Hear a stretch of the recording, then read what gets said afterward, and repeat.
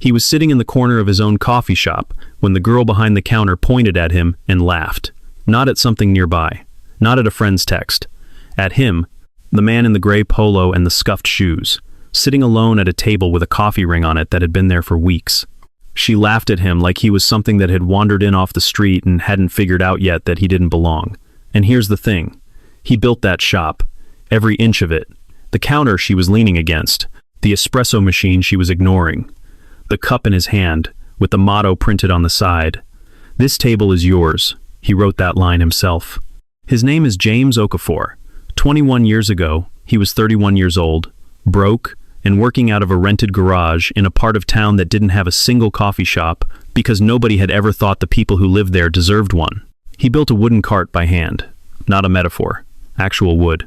He sanded the edges himself so they wouldn't splinter when customers grabbed their cups. He was thinking about his mother when he built that cart. She used to take him to a cafe downtown when he was young. Every time, the host would seat them by the side exit, not by the window, not the good table, the one near the kitchen door, where the noise made conversation hard and the light was always gray. She never said anything about it. She just smiled and ordered her coffee and made the table feel like it was exactly where she wanted to be.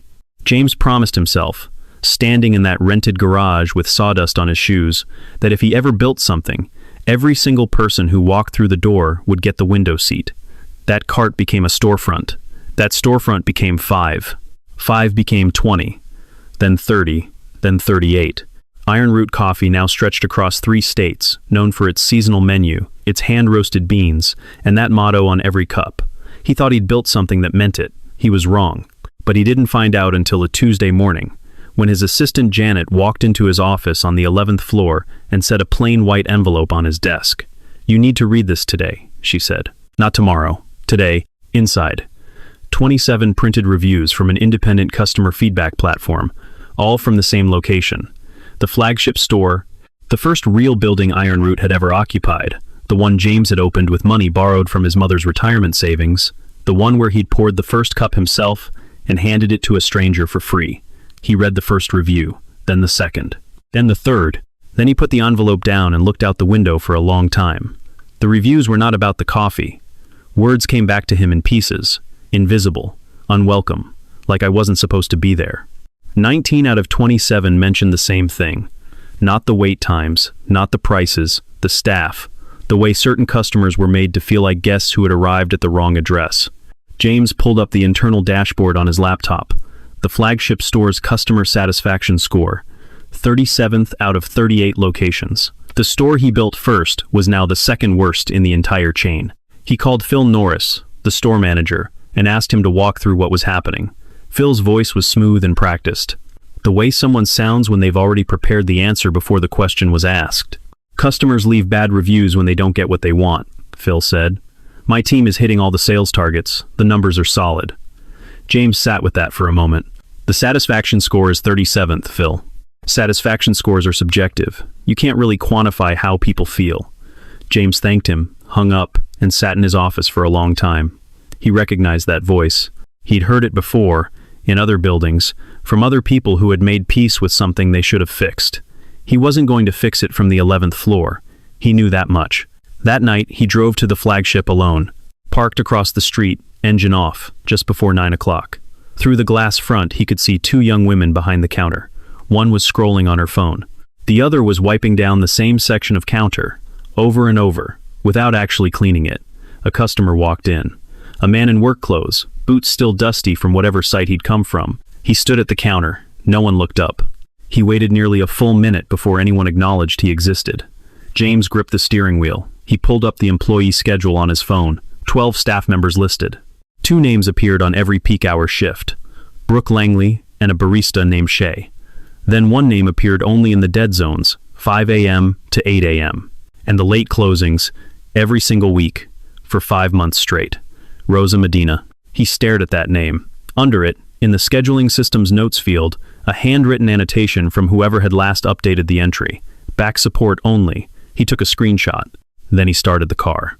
Something was very wrong inside his own house, and he was going to walk in through the back door to find it. He spent the next morning preparing, trimmed his beard uneven, the way a man does when he doesn't own a mirror he likes. Bought a gray polo and dark jeans from a second-hand store. Scuffed work shoes. Left his watch on the bathroom counter. No car service. Before he left, he printed out the Iron Root Employee Handbook and read all 42 pages for the first time in 2 years. What he found made him sit back in his chair. The customer experience protocol was thorough. Detailed greeting standards, service timelines, response procedures for complaints. Every piece of it written with care. But when he got to the enforcement section, there was almost nothing there.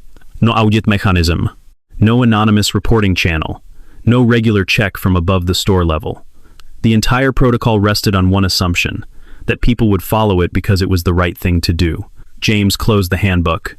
He thought about something his mother used to say, "Good intentions don't survive bad management." She had never been wrong about anything. He took the bus 17 stops and walked 2 blocks to the building he had poured her retirement savings into. He pushed open the door. The bell above it chimed. Nobody looked up. Before he got there, he had walked past the employee entrance on the side of the building. A narrow metal door, paint chipping at the edges, no security camera above it. He had stood there for a few seconds. The storefront facing the street was immaculate, the windows clean, the signage maintained. Everything that customers could see from outside looked the way he'd intended. The back door looked like it belonged to a different building. Nobody had looked at it with care in a long time. That contrast alone told him something about where this company's attention had landed. The woman at the register was Brooke Langley. Her phone was in her hand. Her other hand rested flat on the counter like she was guarding it. Next to the espresso machine stood a younger woman, towel draped over her shoulder, eyes on her screen. Shay, the second name from all the peak hour shifts. James stepped up to the counter and waited. 5 seconds. 10. 15. A young couple came through the door behind him. Brooke's head snapped up instantly. Real smile, warm voice. "Hey, welcome in. What can I get started for you?" She took their order around James, like he wasn't standing there, like he was a pillar or a piece of furniture that hadn't been moved in a while. He waited until they stepped aside. Then he cleared his throat. "Hi, can I order?" Brooke looked at him. Slow scan. Cap, jacket, shoes. The look of someone taking inventory on something they've already decided isn't worth much. "What do you want?" Not a question. A verdict. Smoked honey flat white, and a piece of banana bread. Brooke tilted her head toward Shay. Not loud. Not quiet. "He wants the smoked honey." "Okay." Shay glanced over and made a sound that wasn't quite a laugh, but wasn't quite anything else either. James kept his voice level. "Is that okay to order?" "Yeah." Brooke punched it in. Didn't ask his name. Scrawled 2 letters on the cup. He didn't ask what they stood for.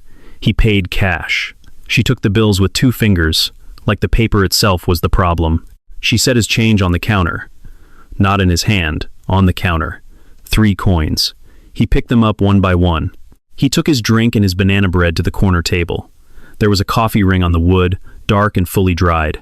It had been there long enough to become part of the table. Nobody had cleaned it because nobody had looked at it closely enough to notice it was a problem. Or maybe they had noticed, and had decided it wasn't worth their effort.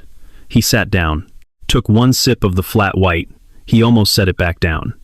The smoked honey flat white was the 3rd best-selling drink on the Iron Root menu. He had read that in a quarterly report 3 months ago and not thought twice about it. Now it was in his hand, and it was extraordinary. Not in a flashy way. In the way that something is extraordinary when whoever made it actually cared about what they were making.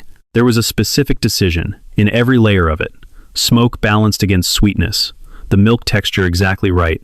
The temperature held long enough to mean something. This drink had a person behind it. You could taste it. He hadn't known who created it. He found out later. He was still holding the cup when Shay leaned across the register toward Brooke. She didn't lower her voice. "Did you see him count those coins off the counter? Like, actually count them?" Brooke didn't look in his direction.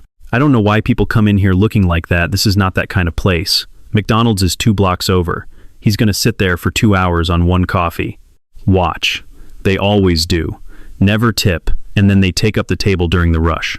"Brooke, it's a whole atmosphere thing. Derek gets it. We talked about it. If we don't manage the vibe, this place starts looking like a waiting room.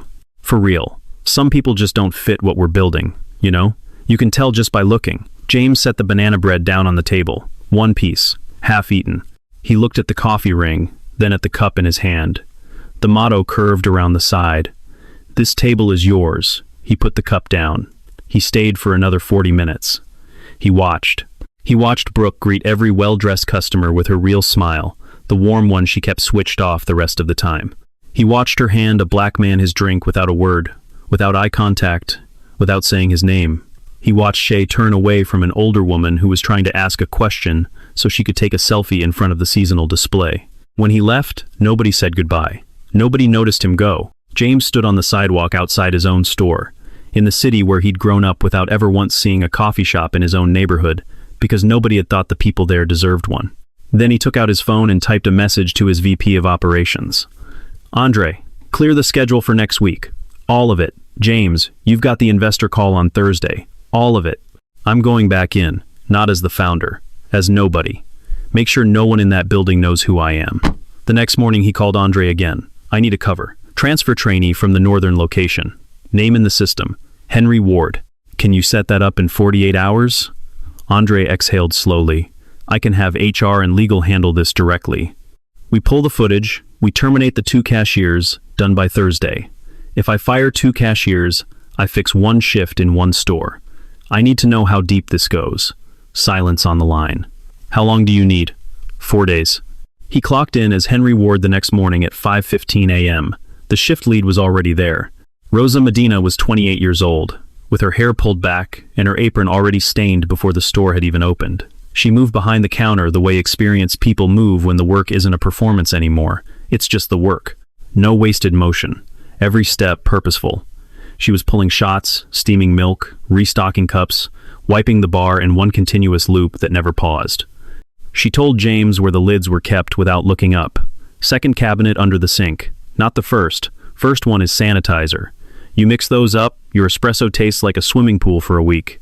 At 6:50 a.m., an older man came through the door. Tall, slow-moving, a wool overcoat too warm for the season. Rosa's whole face changed. Earl. Oat milk cortado extra warm. Earl smiled like she'd handed him something he'd been missing. You always remember. 3.5 years. Sit down, I'll bring it over. She brought the cup to his table with both hands, set it down carefully. Earl looked up at her. Rosa, you're honestly the only reason I still come in here. She smiled. It didn't reach her eyes. She went back to the counter. Okay, I need to pause here for a second. That smile, the one that stops right before it gets all the way there. She's heard Earl's words before. She's glad he said them. But she has also been showing up at 5:15 every single morning for 3.5 years, making extraordinary things, and the people who run this store have never once said anything like what that older man in the wool coat just said to her. She saves the real smile for Earl. That's the whole thing right there. James waited for a lull between customers. How long have you been at this location? 3.5 years. You like working here? A pause. Her hands kept moving, wiping, restocking. She didn't look at him. I like the coffee. That pause said more than any of the 27 reviews in the envelope. At 10 a.m., the shift changed. Brooke and Shay walked in through the back. The air in the store changed with them. It was subtle, the way a room gets quiet before a storm, not dramatic, just different. Rosa didn't make a thing of it. She just drifted toward the back, toward the restocking shelves that didn't need restocking, not because anyone told her to, because she'd learned, over 3.5 years, that this was how it worked. Brooke walked past her without a word. Just, did you finish the oat milk count? Done. It better be right. Then the door opened, and Brooke's entire face switched over. A couple came in, and she was warm and bright, and completely different from the person who had just spoken to the woman standing 2 feet away from her. James watched all of it. During the afternoon break, he sat down next to the only other back-of-house employee on the floor that day. Darnell had been working at Ironroot for 2 years, quiet and steady, the kind of person who knew exactly where everything was, and appeared in no corporate report James had ever read. They didn't talk much at first, but when James asked how long he'd been at the location, Darnell answered, and then added, after a pause, without much emphasis, Rosa's been here longer than me. She knows this place better than anyone on that floor, but you'll never see her name on the menu. He said it the way someone says something they've thought about many times, and stopped expecting anyone to do anything about. Then he stood up and went back to work. That stayed with James for the rest of the day. The next morning, during the early shift, James was counting change in the register when he found it, folded flat between the receipt roll and the bill tray. A piece of notebook paper, 2 columns. On one side, VIP return, with names and check marks. On the other side, one and done, also with names. A short note at the bottom in neat handwriting. Shay reviews weekly. James refolded it exactly as he'd found it. Placed it back. His hands were completely still. This was not two bored employees having a bad week. This was a system, with a person who maintained it, reviewed it, kept it current. During the break he took that afternoon, Rosa had her composition notebook out. Duct tape on the spine, cover worn soft from years of handling, the kind of notebook that gets used. She was flipping through pages, flavor notes in the margins, ratios crossed out and corrected, ideas layered over ideas. She stopped on a page. James glanced at it from across the table. Smoked honey flat white. Development notes. A date at the top from over a year ago, with earlier drafts beneath it showing how the recipe had evolved over weeks of testing. That's on the menu right now, James said. Rosa looked at the page. I know. You developed it? She closed the notebook. Rested her hand flat on the cover. I gave it to Derek last fall. He said he'd run it through regional. And it went on the menu, under his name on the submission. She said it the way someone states a fact they've processed every stage of grief out of already. Not bitter, not performed, just accurate. The kind of sentence that has been thought about so many times it no longer needs emotion attached to it. James looked at the notebook under her hand. That's your recipe, he said. She looked at him, a new transfer trainee she'd known for 2 days, saying something completely obvious. Yeah, it is. On day 3, Derek Callum came into the store. You could smell him before you saw him. Expensive cologne, more of it than the space needed, the kind of choice that announces itself. He walked in like the store was already his, which in a way he had arranged for it to be. Handshake with Brooke, easy grin, a high five that said they were on the same team, because they were. He walked past Rosa without looking at her. She was 6 feet away, restocking cups. He didn't break stride.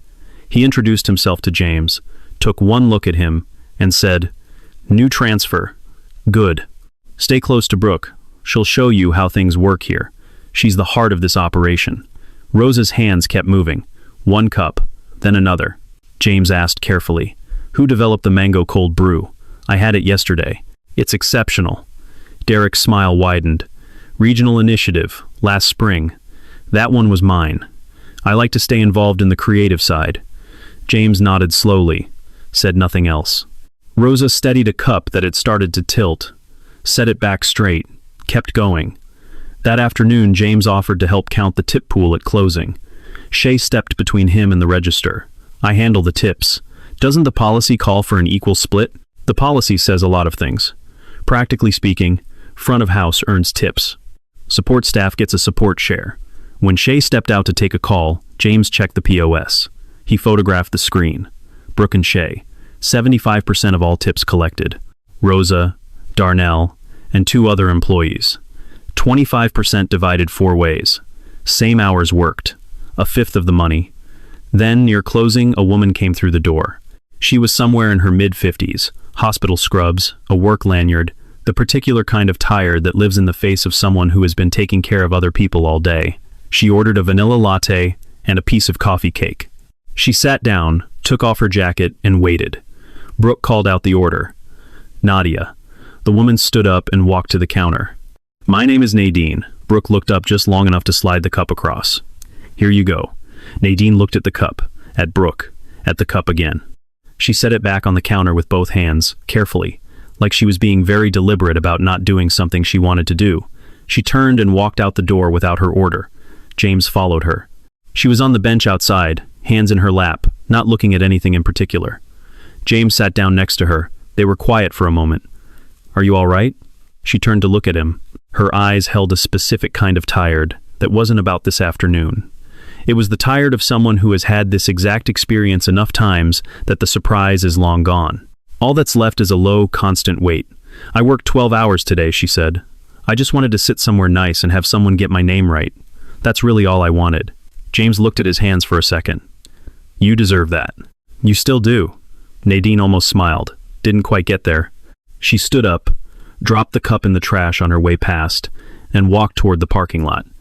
James sat on that bench until she was out of sight. Then he sat there a while longer. He'd been a CEO for 11 years. He had fired people, restructured locations, closed 2 underperforming stores when the numbers made it unavoidable. He was not, by any reasonable measure, a man unfamiliar with hard decisions. But sitting on that bench, in front of his own store, At the end of day 3, he thought about calling Andre and saying, "Pull the records, terminate the people responsible, send the policy changes down from corporate, done, fast, clean." From the 14th floor, where the smell of old coffee and microwave popcorn in the break room did not reach him, he didn't move for a while. Then he thought about the composition notebook under Rosa's hand, the dates, the 6-week gap 4 times like a clock. He thought about the way she had said the words, "my recipe," with no bitterness in them, just accuracy. The way you state a fact you've stopped expecting to change. He picked up his phone. "Andre, it's worse than I thought. I need 1 more day." Andre replied in seconds. "What are you going to do?" "My job," James typed back. "I'll see you Friday." On the morning of day 4, at 4:45 a.m., James sat alone in the back office with a corporate login that Andre had routed through IT as a routine audit check. No flags, no alerts. The office was the size of a closet, a desk, a filing cabinet, a printer that looked like it had never been serviced. The chair squeaked when he shifted. The desk smelled like old coffee and something stale underneath that. He started with the tip records. 12 months of weekly payouts. He ran the math twice to make sure. Brooke and Shay's combined weekly tips averaged $370 per week. The chain average for 2 front-of-house employees at comparable locations was $88, more than 4 times higher. That number didn't come from being good at their jobs. That number came from redirection. Rosa's weekly share had dropped every single month for 8 consecutive months, from $55 at the start of that period down to $9 the week before last. The exact month the decline started, the month Shay had been assigned to manage tip distribution. James photographed every page. Then he opened Derek Callum's quarterly innovation reports, 4 submissions over 14 months, each one credited to Derek as the originator. Smoked honey flat white, mango cold brew, spiced winter oat latte, hibiscus cream cold brew. He set the reports next to the photographs he had taken of Rosa's notebook during the break 2 days ago. Page by page, date by date. Smoked honey flat white. Rosa's development notes from 6 weeks before Derek's submission, complete with testing variations, failed attempts, the final version circled in pencil. Mango cold brew. Rosa's notes 6 weeks before Derek. Spiced winter oat latte, 6 weeks. Hibiscus cream cold brew, 6 weeks. Every single time. The same gap, 6 weeks. Long enough to look like coincidence, short enough to be feeding off the source in real time. 4 ideas, 4 bestsellers, all hers. Everyone submitted under his name. James set his phone face down on the desk. The chair squeaked. He stared at the ceiling for a while. Then he opened the employee complaint log. Rosa had filed 4 formal complaints over 18 months. Complaint 1. Schedule equity. She had requested rotation into peak hour shifts. Status. No adjustment needed. Current scheduling reflects operational requirements. Signed, Phil Norris. Complaint 2. Tip distribution. She had requested a transparent breakdown of how the pool was calculated.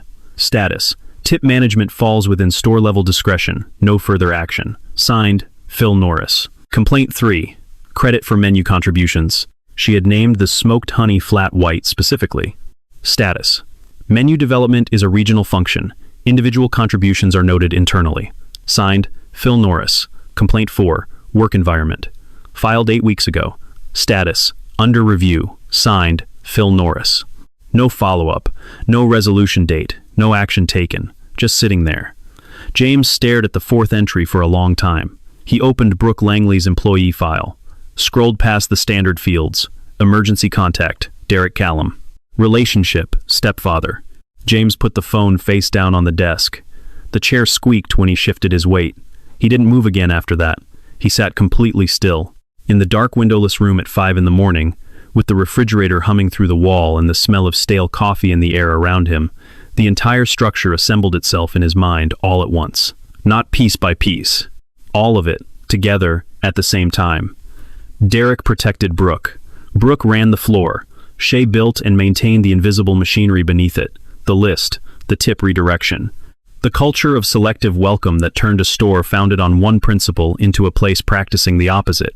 Phil received complaints and forwarded nothing, because the person he reported to was the person the complaints were about.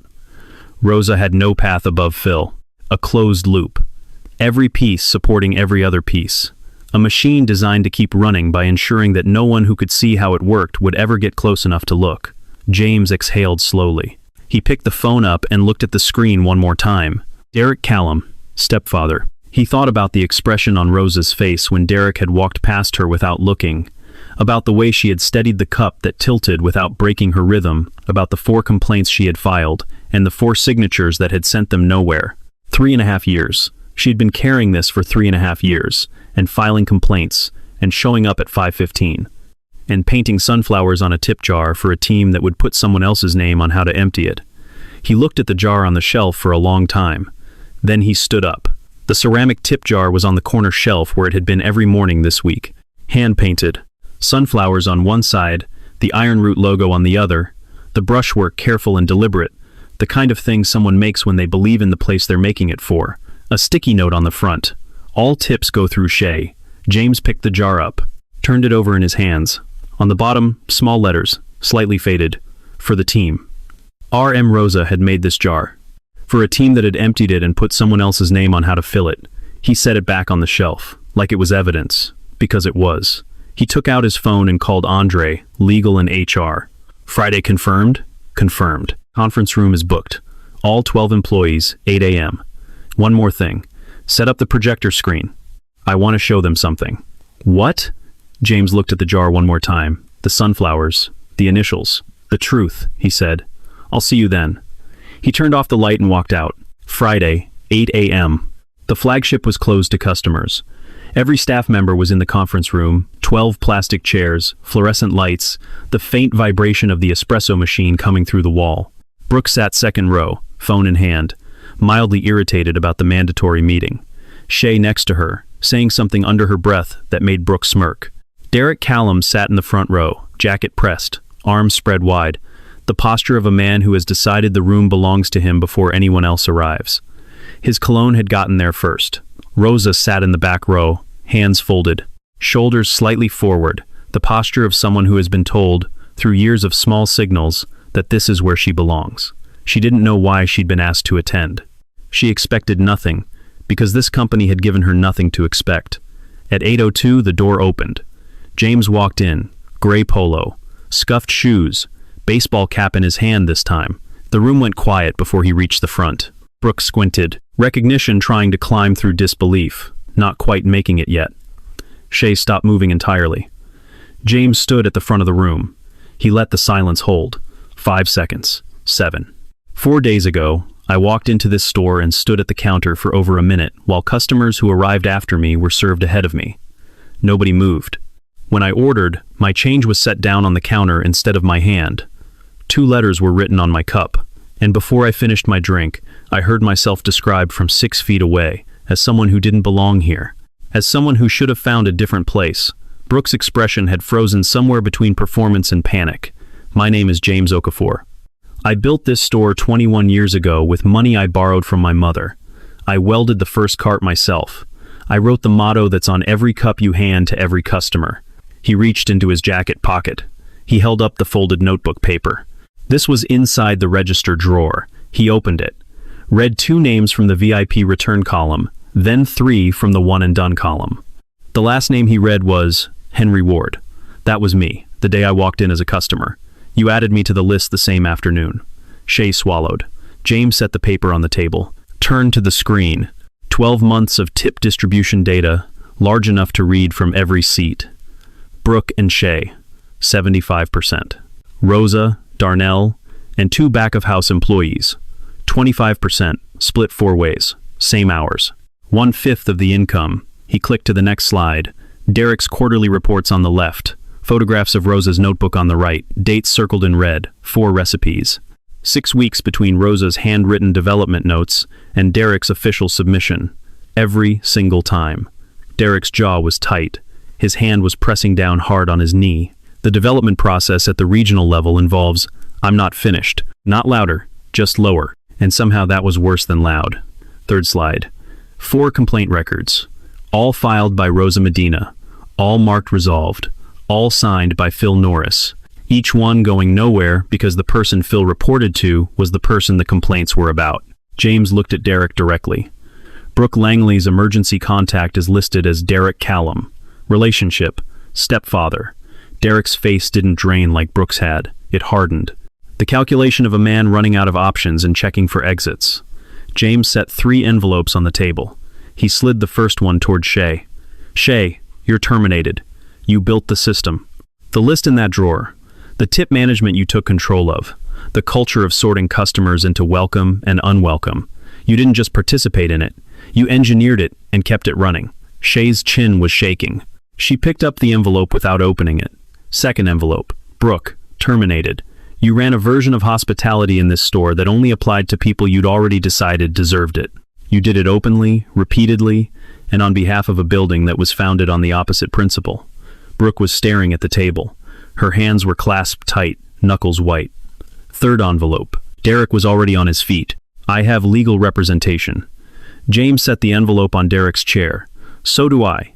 And I have recipe notebooks with dates in them. I have 8 months of tip records. And I have 4 complaint forms with your signature dismissing all of them. Derek looked around the room. He looked at the employees he'd charmed and high-fived and joked with. Every single one of them was watching him now, and not one person looked away. He picked up the envelope, walked out. The door clicked shut behind him. His cologne was still in the room for a while after that. Then it faded too. James turned to the remaining staff. What happened here wasn't just about 4 individuals. It was about a structure I failed to prevent. I was reading quarterly reports that said revenue was up 14%, and I wasn't asking the right questions about the 14% of the people who stopped coming back. He looked at Phil. You're on suspension pending a full review. You didn't design this, but you received 4 complaints that told you exactly what was happening, and you chose to go no further. That is a choice. It has consequences. New slide. 4 changes, all taking effect across every Iron Root location immediately. 1. Tip pooling runs automatically through the POS. No individual controls distribution. Splits are calculated by hours worked, visible to every employee in real time. 2. Recipe credit is mandatory. Staff who contribute to the menu get their name on it. On the board, the app, every piece of customer-facing material. A royalty percentage for the first 12 months of sales. Priority consideration for advancement. 3. All formal complaints go directly to an external HR firm, completely independent of store and regional management. They report directly to the executive team. 4. Every 90 days, an unannounced undercover visit to every location. Someone from corporate walking in as a customer. No notice, no announcement. If the experience matches the values printed on the cup, nothing changes. If it doesn't, everything does. James let the room sit with the slide. Then he looked toward the back row. Rosa. She raised her eyes. He walked toward her, slowly. The way you walk toward someone when what you're carrying is real and heavy, and you want to make sure none of it gets dropped. You created the smoked honey flat white, the mango cold brew, the spiced winter oat latte, the hibiscus cream cold brew. 4 of the best-selling drinks in this company's history. Your ideas, your testing, your work, filed under someone else's name. He stopped at the end of her row. I owe you an apology.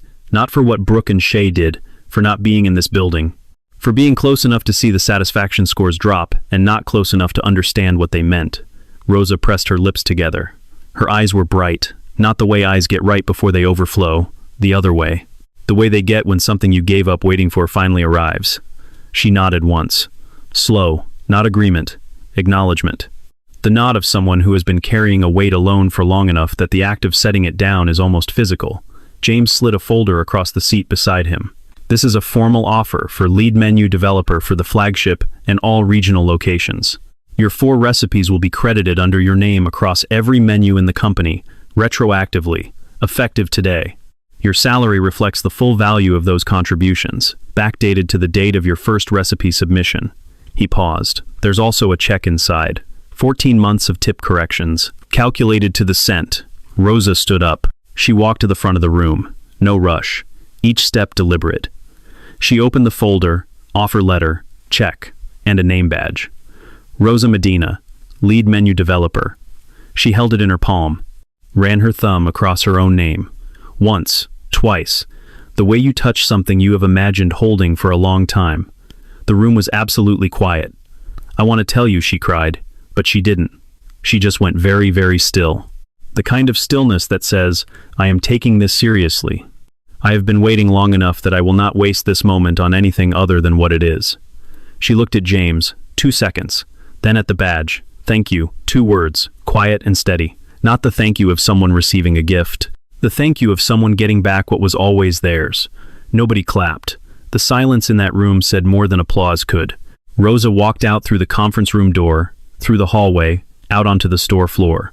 She went to the break room shelf, picked up the ceramic tip jar, sunflowers, Iron Root logo, her initials on the bottom, carried it to the counter, set it down right where customers could see it. She peeled the sticky note off the front, dropped it in the trash. She opened her composition notebook on the counter, next to the register, the cover worn soft from handling, the spine repaired with duct tape, pages of ideas that had been hers all along. She straightened her apron and waited for the doors to open. 3 months later, the flagship looked the same from outside. Same brick, same glass, same sign above the door. But the first thing customers saw when they walked in was a chalkboard near the entrance, handwritten in careful letters, updated every week. This season's menu, made by our team, 4 drinks listed, 4 names beside them. Smoked honey flat white, Rosa Medina. Winter honey oat latte, Darnell Brooks. Mango cold brew, Rosa Medina. Spiced hibiscus cold brew, a barista from the northern location, someone James had never met, whose name was now on the board because that was the rule now. 2 of the 4 were Rosa's. Nobody had to take them anymore. They just came from a woman with a notebook and a talent that 3.5 years of dead zone shifts could not touch. Darnell was at the bar now, not in the back. He was pulling shots, steaming milk, talking to customers by name. He had been making extraordinary drinks for 2 years, behind a wall nobody had bothered to look past. The wall was gone. Real talk. Darnell had been right there the whole time. 2 years of invisible, excellent work. And it took someone walking in the back door and actually looking to change that. Think about what was being wasted. The team had 3 new members. James had not rebuilt by finding replicas of the people he'd removed. He had looked for something specific. People who genuinely liked other people. All people. Not just the ones who looked good on a brand board. One of those new hires was Nadine Carter. James had found her through the feedback form she'd filled out the night she left her coffee on the counter. A form that had been sitting unanswered for weeks in a dashboard nobody was monitoring. He called her personally. "I wanted to let you know what changed," he said. "And then I wanted to ask you something. What's the question? Would you want to help build something better here? I think you know better than almost anyone what we were getting wrong." Nadine laughed. The kind that sits right on the edge of something more complicated. You want the person who walked out to help you fix the door? I want the person who knows exactly why she walked out. That's the most useful perspective I have access to right now. She started the following Monday. Front register. She greeted every customer by their full first name. She handed every drink over with both hands. She looked at people the way you look at someone who came through a door and deserves to be glad they did. Earl came back in October. He'd stopped coming in the spring, when the slow service and the cold shoulders had made the calculation too heavy. Rosa had seen his name on the complaint log from a customer who had mentioned the same treatment. She had called him herself, without being asked, without knowing whether it was her place to do it. Just his name. His drink.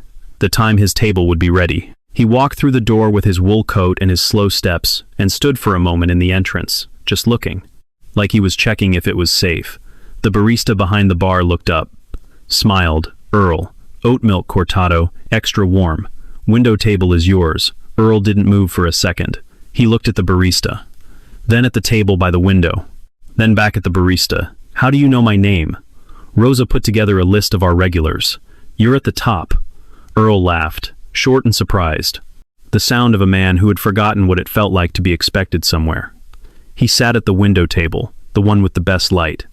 He didn't look at his phone. He just sat, watched the street, drank his cortado while it was still warm. When Rosa came out to check on the floor, she and Earl looked at each other across the room. She gave him a small nod. He raised his cup slightly. That was the whole conversation. That was enough. When he left, he folded a bill and tucked it into the ceramic tip jar, the one with the freshly painted sunflowers and the initials at the bottom. He tapped the rim once with one finger on his way out. Didn't look back. Didn't need to. James visited the flagship once a month, through the front door, always as a customer first. No calls ahead. He ordered his flat white, sat at the corner table, the one that was clean now, and watched. On one visit, he noticed something on the wall beside the chalkboard. A framed photograph, black and white, printed on good paper. A young man in his early 30s standing next to a wooden cart in a garage, grinning like a person who has just finished building the first version of something they believe in completely. No suit, no office. Just sawdust on his shoes and the kind of smile that doesn't know yet everything that's coming. Below it, a small wooden plaque. This table is yours. James Okafor, Year 1. He found Rosa at the counter, talking through a new recipe with Darnell. Who put that up? Rosa looked at the photo, then back at him. The team did. They thought customers should understand where this place came from. James looked at the photo for a long time. At the cart, at the garage, at the young man who had built something in a neighborhood that didn't have anything like it because nobody had thought the people there deserved it. He ordered a smoked honey flat white, sat at the corner table. Nadine brought it to him with both hands. He held the cup for a moment before drinking. The motto on the side, "This table is yours." Then he took a long sip and sat quietly in his own building, in the city where he'd grown up, and let himself stay as long as he wanted. Here is what I want to leave you with, because this story has been sitting with me. There are people in your life right now doing Rosa's job, showing up early, making extraordinary things, getting their ideas taken, their names left off, their work redirected into someone else's success, and they keep showing up, not because they don't know what's happening. They know exactly what's happening. They keep showing up because the work is theirs, regardless of who gets credit for it, and their worth exists whether or not anyone with authority has acknowledged it yet. The question is not whether those people exist. They do. They're everywhere. The question is whether you're the person who finally looks, not from 14 floors up, not through quarterly reports, but close enough to see the composition notebook, close enough to read the name at the bottom of the tip jar. Because here is the truth that this whole story comes down to. Systems like this one don't survive when one person decides to actually pay attention. They collapse. Every time. The whole architecture depends on nobody looking closely. The moment someone does, it falls apart in a morning. You don't have to run 38 coffee shops to use that.